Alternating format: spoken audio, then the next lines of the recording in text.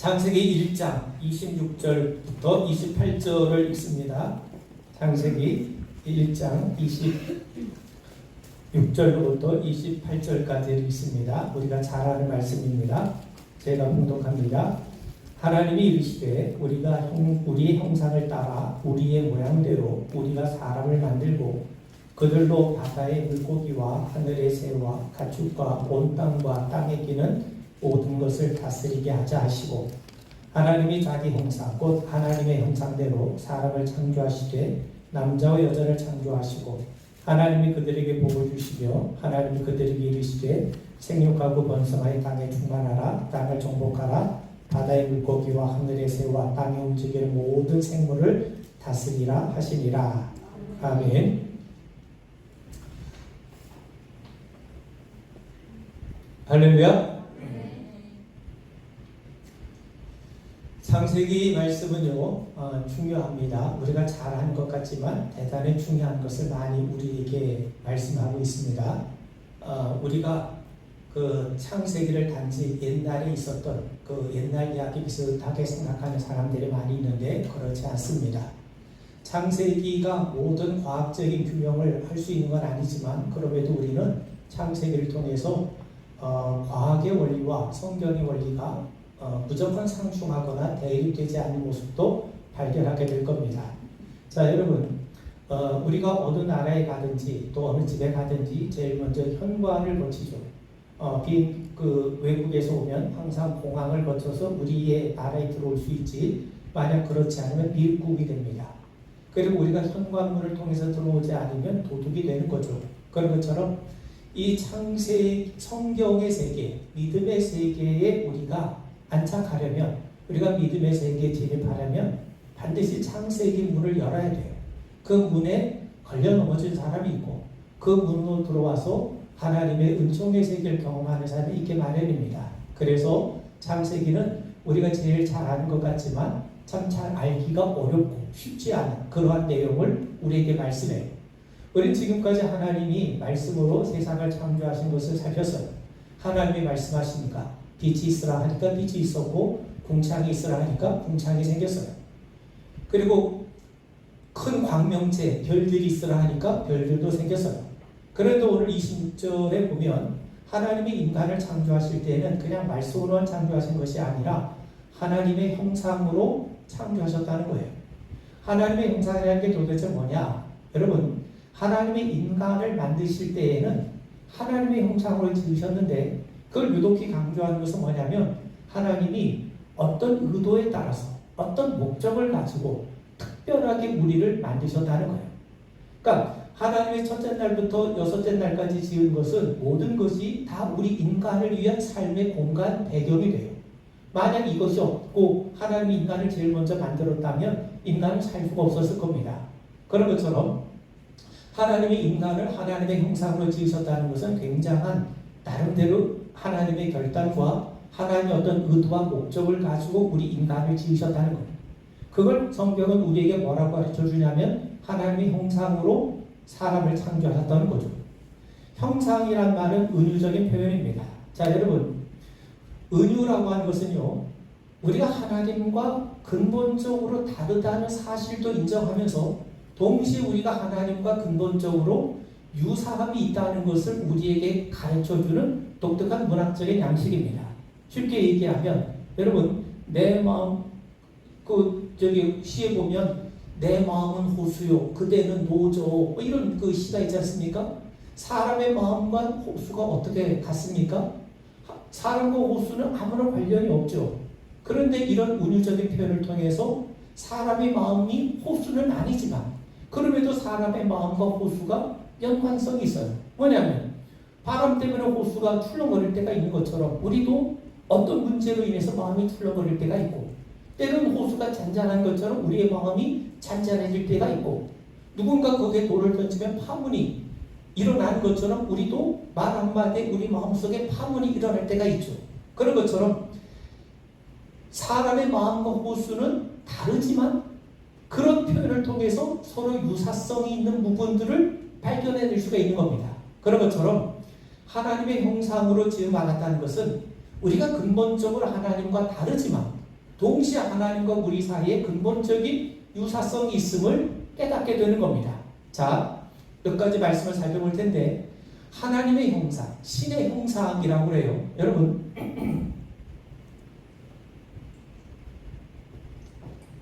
신의 형상이란 말은 무슨 말이냐? 여러분, 신의 형상은 세 가지 의미가 있어요. 당시 고대 사회에는 여러 많은 사람들이 신상을 만들었습니다.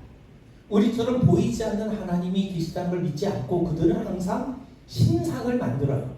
그래서 밀곰이든 뭐 다곤이든 또 아세라든 이런 나름대로 신의 모양을 한 신상을 만들어 놓고 거기에서 제사를 드리기도 하고 거기서 신앙의 행위를 했죠. 그런 측면에서 신의 형상이란 말은 곧 우리가 말하는 신들의 형상, 달리 말하면 우상으로 만든 모습들, 그런 신상들을 그 당시에는 신의 형상으로 일컬었습니다. 또 한 가지요. 또 두 번째는요. 누가 신의 형상이냐면 여러분, 당시 권력자들, 당시 왕들은 항상 뭐라고 얘기했습니까? 자기들이 신의 아들이라는 거예요.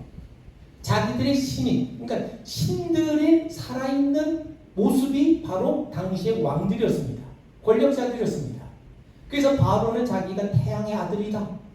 그 로마의 황제 역시 자기도 신의 아들이고 신과 같은 존재라고 여기지 않았습니까?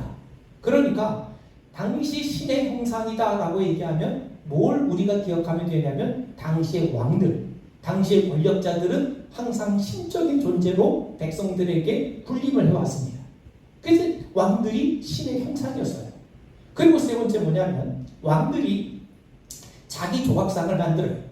여러분, 요즘은 이제 그런 면이 별로 없지만 옛날만 하더라도 각 관공서나 아니면 학교의 교실에도요, 그 우리나라 대통령의 그 초상을 사진을 걸어놨어요. 여러분, 그 대통령의 사진이 걸려져 있다는 건 뭘 의미하겠습니까? 이 나라의 지리자, 통치자가 그 사람이라는 걸 우리에게 일깨워주는 거죠. 자, 그런 것처럼 옛날에는요, 왕이 자기 조각상을 만들어요. 자기 신상을 만들어요. 그래가지고 그것을 각 지역에다가 세웁니다. 그러면 사람들이 볼 때 그 신상을 보면서 이 지역은 그 왕이 다스리는 영역이구나. 그러니까 그 신이 신의 형상, 그러니까 그 왕의 형상으로 지어놓은 것이 있는 자리가 거기까지가 그 왕이 다스리는 세계였습니다. 그러니까 여러분, 결국 하나님이 우리 인간을 하나님의 형상으로 지었다는 것은 바로 거기에 있어요. 여러분, 하나님이 세상을 창조하시고 우리에게 뭘 맡기셨습니까? 세상을 다스리라, 정복하라, 바다와 물고기와 하늘의 새와 땅에 움직이는 모든 것을 하나님께서 우리에게 맡기셨어요. 하나님이 창조하신 세계를 우리에게 맡기셨다는 겁니다. 그러면 우리가 하나님의 형상이에요. 옛날 왕들은 자기 형상을 만들어가지고 곳곳에 세워놔요. 그 곳곳에 세워놓으면 사람들이 그걸 보면서 여기까지는 그 왕이 다스리는 영역이구나. 다른 나라에 자기 신상을 세울 수 없는 거 아닙니까? 그런 것처럼 하나님께서 인간을 당신의 형상으로 창조하셨다는 것은 다른 것이 아니라 여러분, 인간으로 하여금 하나님을 대신해서 하나님에게 위임을 받아서 이 세상을 다스리게 했다는 거예요. 그런 측면에서 우리가 하나님의 형상으로 지음받았다는 것은 하나님의 형상받은 우리가 이 땅에 살아가면서 이 세상을 다스리는, 하나님을 대신해서 다스리는데 그냥 우리 마음대로 다스리는 게 아니라 여러분, 우리가 하나님의 형상이니까 이 세상은 하나님이 다스리신다. 하나님이 주권자가 되신다. 우리가 그것을 드러내면서 그 하나님의 대리인으로서 하나님의 뜻에 따라 세상을 다스리는 자로 하나님이 우리를 만드셨다는 거예요. 그래서 하나님의 형상으로 지음을 받게 하신 겁니다. 여러분, 이게 참 중요한 건데 여러분 보세요.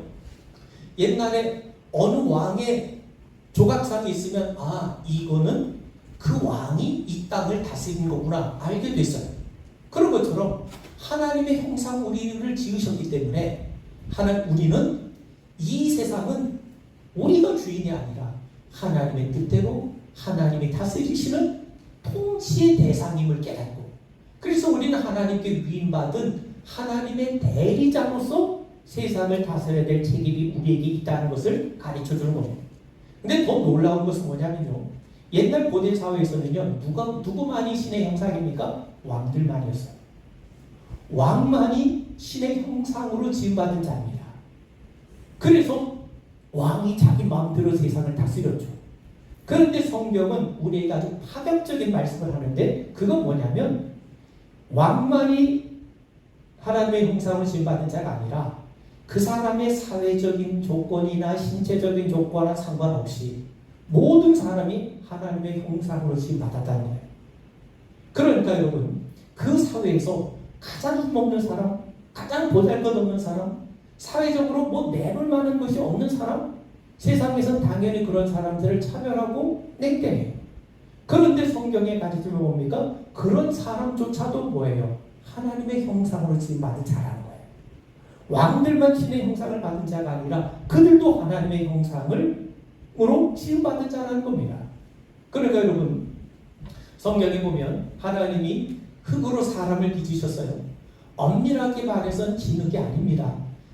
여러분, 흙이 있으면 흙을 위해서 바람 훅 불면 막 먼지가 일어나잖아요. 그 먼지, 그게 하나님께서 인간을 지으실 때 삼으셨던 재료예요. 그러면 생각해 보세요. 이스라엘 백성들이 야훼 하나님을 경험했다가, 그런데 그들이 그만 불순종해서 바벨론 포로로 끌려가요. 바벨론 포로로 끌려가서 그들의 신세 타령을 하지 않았겠습니까? 야, 이게 뭐냐? 우리 신세가 이게 뭐냐? 그러면서 그들이 이 신세 타령할 수밖에 없는 그런 때에 하나님은 모세를 통해서 우리에게 주신 이 창세기 말씀을 다시 그들에게 깨우쳐 주신 거예요. 봐라, 먼지 같은 존재, 바람이 훅 불면 날아갈 수밖에 없는 존재, 왕의 명령 한마디에 사람의 목숨이 경각에 달려있는 그런 미약한 존재라 할지라도, 그런 존재에, 그런 진흙으로 만든 존재에 하나님 뭐 하셨습니까? 당신의 생기를 불어넣으셔서 우리 하나님의 형상으로 우리를 만들지 않으셨습니까? 그러니까 세상의 눈으로 보면 우리는 그야말로 노예, 나라 잃은 백성이요, 정말 떠돌이 살 수밖에 없는 하찮은 존재이지만, 그럼에도 불구하고 먼지 같은 우리가 어떻다는 겁니까? 하나님의 생기가 임하고 하나님의 형상을 지음받은 하나님의 사람이라는 거예요. 얼마나 놀라운 폭탄과 같은 그런 선언의 말씀이겠습니까? 자, 그런 의미에서 여러분, 우리가 이 하나님의 형상으로 지음받았다는 것은요, 그만큼 우리에게는, 우리 인류 역사 속에서는 파격적인 거예요. 엄청난 거예요. 엄청난 선언이에요. 옛날 사람들은요, 권력자 아닌 사람들, 일반 평범한 사람들, 그런 노예들은요, 사람 취급도 하지 않았습니까? 그런데도 불구하고 하나님은 먼지처럼 휘날릴 수밖에 없는 그 지극히 보잘것없는 자들조차도 뭡니까? 하나님의 형상을 지음받았으니 얼마나 그 시대에 파격적인 선언이었겠습니까? 자, 그런데 더 중요한 게 있어요. 오늘 성경 보니까 하나님이 자기 형상, 곧 하나님의 형상대로 사람을 창조하시되 남자와 여자로 창조하셨다. 남자와 여자로 만드셨어요. 그 말은 무슨 말이겠습니까? 남자만 하나님의 형상으로 지음받은 자가 아니라 여자도 하나님의 형상으로 지음받은 자라는 거예요.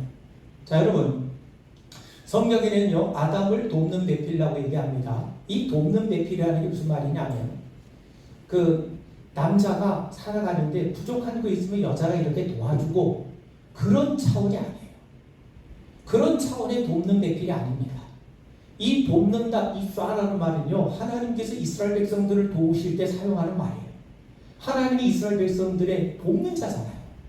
그런 형태로 하나님이 남자를 돕는 배필로 여자를 만드신 거예요. 자, 어느 사람이 리어카를 끌고, 옛날에 리어카 했잖아요. 리어카 연탄을 싣고 저 높은 언덕을 향해 올라가요. 아무리 올라가려고 해도 올라가지 못해요. 근데 누군가 옆 뒤에서 밀어줘요. 그래서 그 사람의 도움에 힘입어서 그가 이 언덕까지 올라왔어요. 그때 그 뒤를 밀어줬던 사람이 뭐냐? 그 사람이 돕는 배필의 뜻입니다. 그러니까 돕는 배필이 없었다면, 돕는 자가 없었으면 그 사람은 평생 그 짐수레를 끌고 그 꼭대기까지 올라올 수가 없었어요.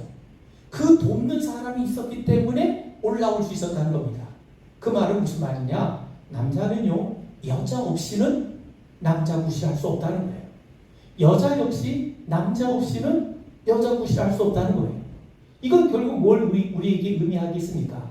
하나님이 남자와 여자를, 남자도 하나님의 형상으로 지으셨고 여자도 하나님의 형상으로 지으셨다는 거예요. 그 말은 뭐냐면 남자와 여자는 계급의 문제가 아니라, 성별의 어떤 차이의 문제가 아니라 서로 신뢰하고 서로 사랑하고 서로 연합하고 서로 의존할 수밖에 없는 존재로 하나님이 만드셨다는 겁니다. 자, 여러분, 우리 주어 보면 전에도 말씀드렸지만 이 앞에 동그란 원, 이게 무슨 뜻인지 이렇게 궁금해하는 사람들이 많이 있었어요. 그래서 만나면 제가 이건 페리코레시스라고, 페리코레시스라는 말이 뭐냐면 성부, 성자, 성령 하나님께서 함께 연합해서 춤을 추시는 모습을 나타내는 표현이 라틴 말로 페리코레시스입니다.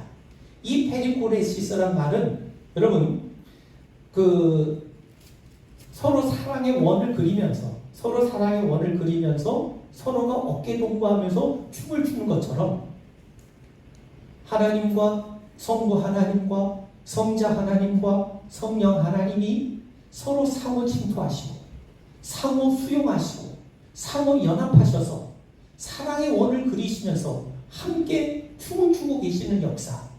그러니까 성부, 성자, 성령 삼위일체의 역동적인 사역을 나타내는 표현이 페리코레시스고, 이게 바로 우리 주보의 문양으로 만든 이 원, 둥그렇게 돌아가는 단순한 원이 아닌데 여기 보면 여러 원이 돌아가고 있지 않습니까?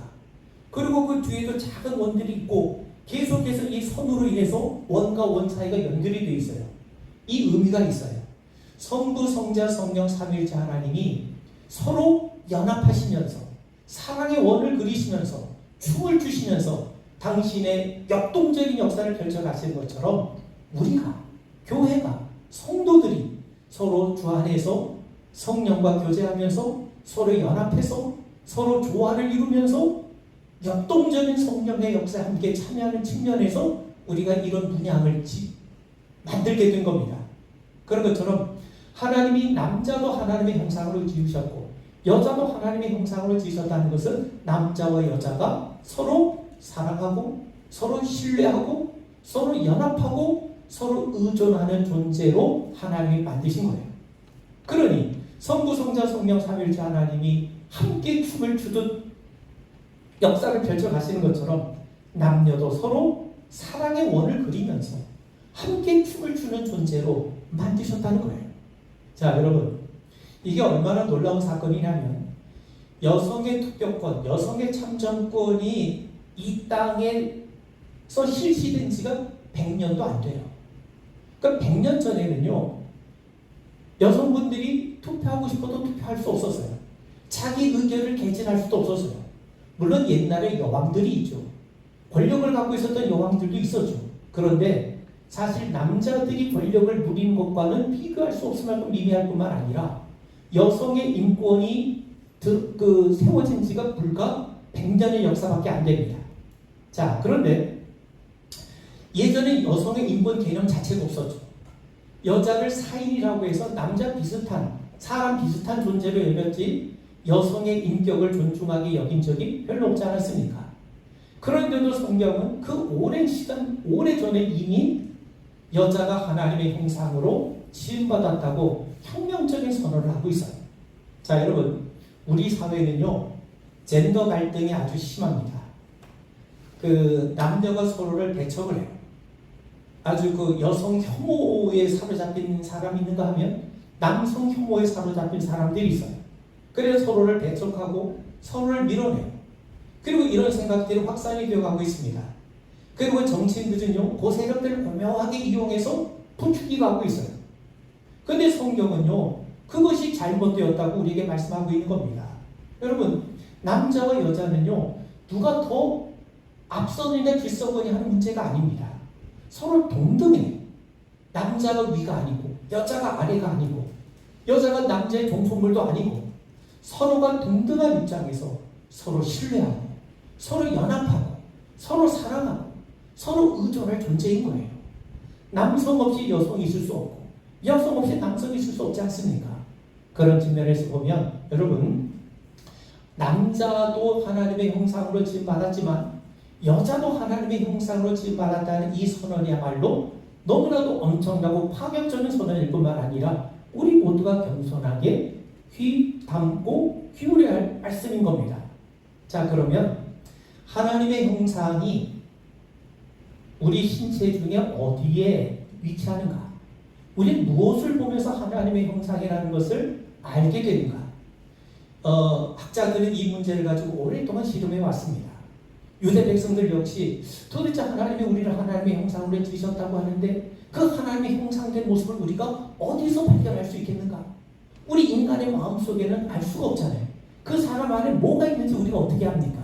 그렇다면 하나님의 형상을 우리가 어디를 통해서 알고 무엇을 통해서 발견할 수 있겠는가? 그러면서 그들이 찾아낸 전통에 의하면 뭐냐면 하나님의 형상이 구체적으로 드러나는 자는 어디냐면 사람의 얼굴이에요. 자, 여러분, 모세가 하나님 만나고 하나님의 영광을 보니까 어떻게 했습니까? 얼굴에 광채가 넘쳐났어요. 하나님이 함께 하신 은혜가 그의 얼굴에 드러나는 광채로 드러난 거예요. 또 예수님께서 변화돼서 변화되실 때 예수님의 얼굴의 모습이 어떻게 됐습니까? 예수님의 얼굴이 해가 비친 것처럼 찬란하게 예수님의 얼굴에서 광채가 났어요.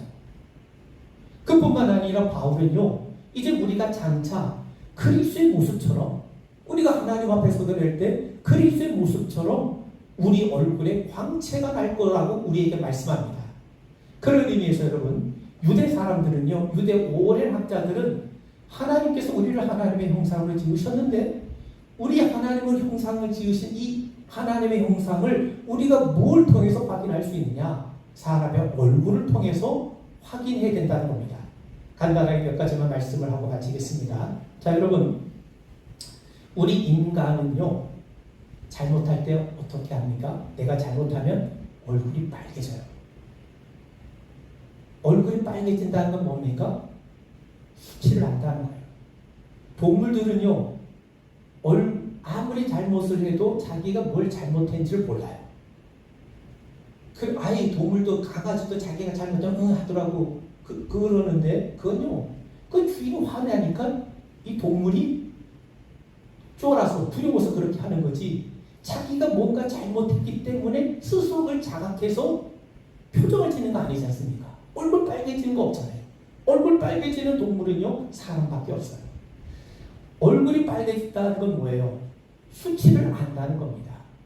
그 말은 무슨 말이냐면 우리 인간만이 하나님에 비추어서 우리 양심에 비추어서 우리의 잘못된 모습을 깨달을 수 있는 존재예요. 그걸 어디서 확인합니까? 얼굴이에요. 자, 그런데 그 권력자들이나 부자들은요, 얼굴을 또 능숙하게 속입니다.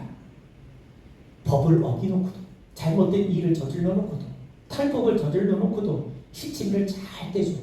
얼굴색 하나 변하지 않아요. 여러분, 우리 화나는 게 뭡니까? 그 사람 얼굴색 하나 변하지 않는다고. 그건 뭐예요? 그 사람의 얼굴 철판이 얼마나 두꺼운지 부끄러움조차도 느끼지 못한다는 거예요.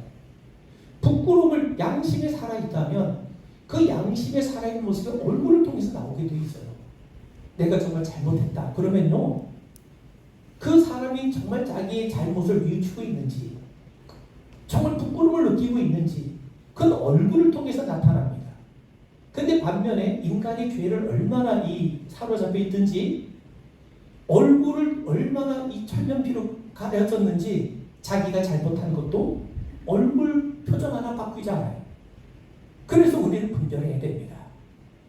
정치인들이 얼굴 표정 하나 바뀌지 않고 마치 국민을 위해서 이러쿵저러쿵 하는 처럼 얘기하는데 그 이면에 있는 그것을 우리가 볼 수 있는 분별력이 있어야죠. 자, 그리고요, 또 중요한 것은 뭐냐면 사람의 형편이 제일 분명하게 드러나는 자리가 얼굴이에요. 자, 기쁠 때 그 사람의 얼굴 보면 그 사람이 정말 기쁜지, 지금 그 사람이 지금 슬픔에 처해 있는지, 지금 그 사람이 사랑에 빠져 있는지, 아니면 그 사람이 지금 괴로운 가운데 있는지, 그 사람의 형편이 지금 곤궁한 상태에 있는지, 그 사람의 형편이 지금 좋은 상태에 있는지 되게 보면요, 뭐 보고 알려면 얼굴 낯빛을 보고 알게 됩니다. 자, 그런 의미에서 여러분, 우리는요 얼굴에 책임을 질 수 있어야 됩니다. 얼굴에 책임을 질 수 있다는 말은요, 우리가 하나님 앞에 경건하고 정직해야 된다는 말이죠. 그리고 우리는 하나님의 형상으로 지음받은 다른 사람의 얼굴에도 책임을 질 줄 알아야 돼요. 여러분, 사람의 형편, 그 사람이 지금 느끼고 있는 감정, 그 사람이 지금 어떤 형편과 처져 있는지 그게 가장 분명하고 리얼하게 드러나는 자리가 얼굴이잖아요. 그렇기 때문에 정말 우리가 하나님의 사람이라면 그 사람의 얼굴, 다른 사람의 얼굴을 책임을 져라 하는 말은 그 사람의 형편을 헤아릴 줄 알아야 된다는 겁니다. 자, 여러분, 성경을 두 가지로 얘기하면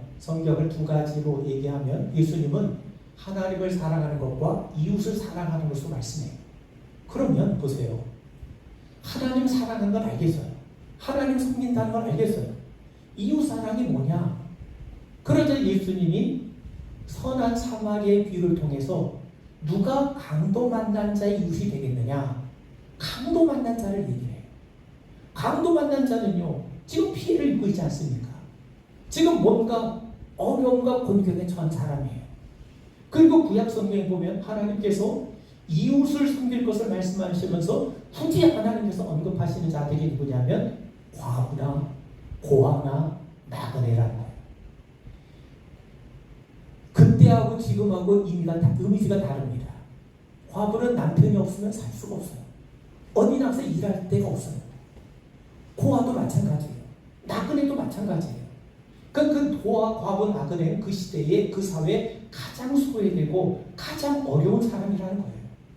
그런데 예수님은 선한 사마리아의 비유를 통해서 그 고통받는 사람, 곤경에 처한 사람, 그 사람이 너희들이 섬겨야 되고 너희들의 사랑을 베풀어야 될 이웃이라고 말씀하시고, 구약 성경 하나님은요, 과부와 고아와 가난한 사람들이 바로 너희들이 섬겨야 될 이웃이라고 말씀하세요.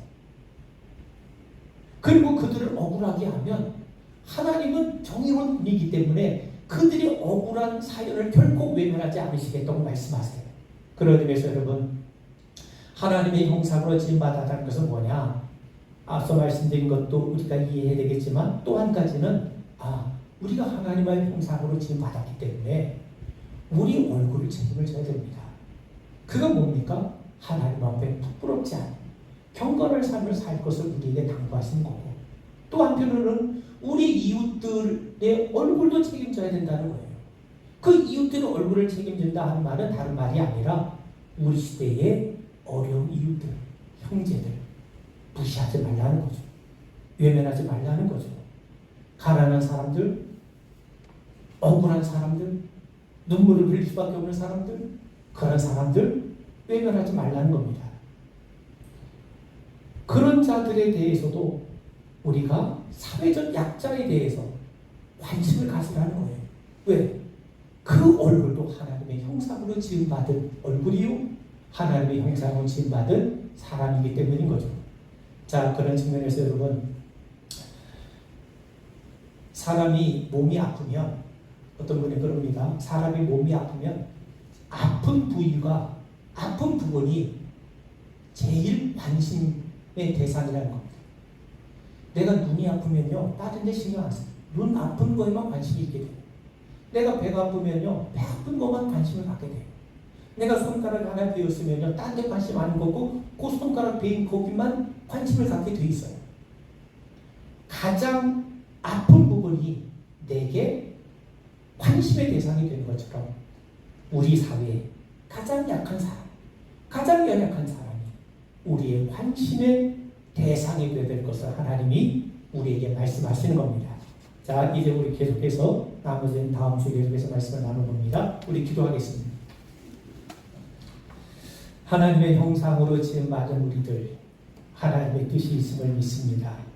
하나님의 섭리를 깨닫게 하시옵고 하나님의 형상으로 지은 받은 자답게 하나님 앞에 존경을 회복하며 또 우리 이웃들을 바르게 세워갈 수 있는 우리 성도들 되게 하시옵소서. 언제나 저희들 지켜주시고 언제나 저희들과 동행하여 주옵소서. 예수님 이름 받들어 간절히 기도하옵나이다. 아멘.